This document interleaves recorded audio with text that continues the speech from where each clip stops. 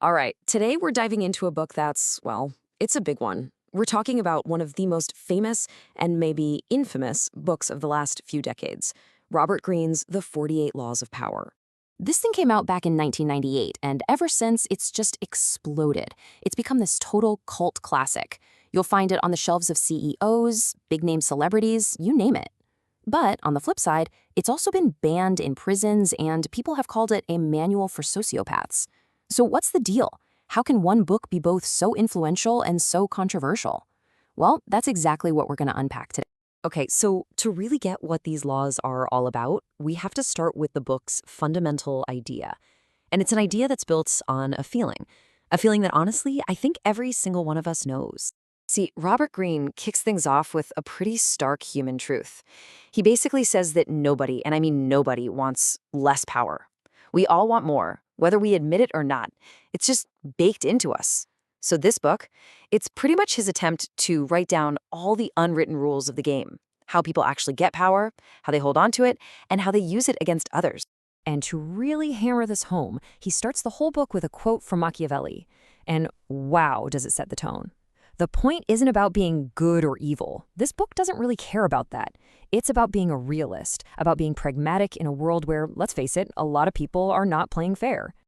So, if the world isn't this nice, fair place, then what is it? Well, Greene has this really powerful analogy that's kind of central to his whole argument about how power works today. And this right here is the heart of his argument. He's saying that our modern world, yeah, your office, your social scene, whatever industry you're in, it's basically the same as the old scheming royal courts. You know, on the surface, everyone's all smiles, polite, totally civilized. But just beneath that, he calls it a civilized war, a nonstop game of strategy, deception, and power plays. And this puts everyone in what he calls the courtier's dilemma. It's this total paradox, right? You have to look like the perfect, elegant, fair person, while at the same time, you're secretly trying to outwit and sabotage your rivals.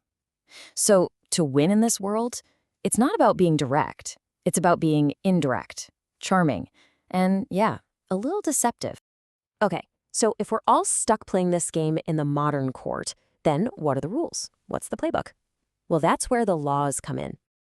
Greene basically combed through thousands of years of history. We're talking everyone from royal courtiers to master con artists, and boiled it all down to these 48 specific laws of power. We're not going to go through all of them, but let's look at a few examples just to give you a taste. And you'll see they range from kind of defensive to, well, seriously aggressive. All right, let's kick things off with a big one. Law number 1. Never outshine the master. And this one is all about playing defense.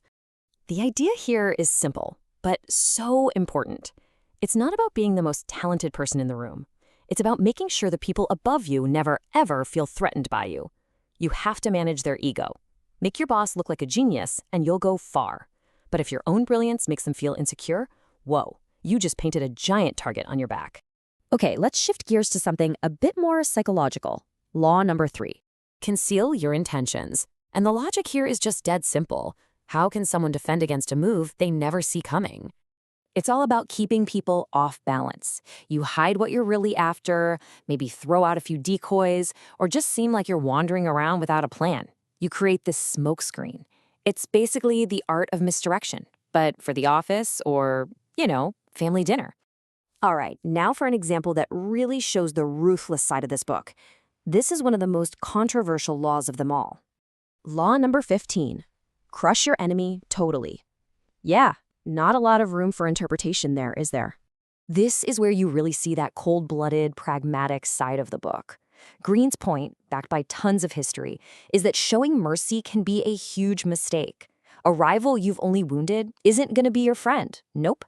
They're just going to bide their time, regroup, and wait for the perfect moment to get their revenge. His logic? If you're going to make a move, you have to finish it. Okay, I know what a lot of you are probably thinking right now. This sounds horrible. I'm not a manipulative person. I don't want to play these kinds of games. And that's a totally normal reaction. But of course, Greene has an answer for that.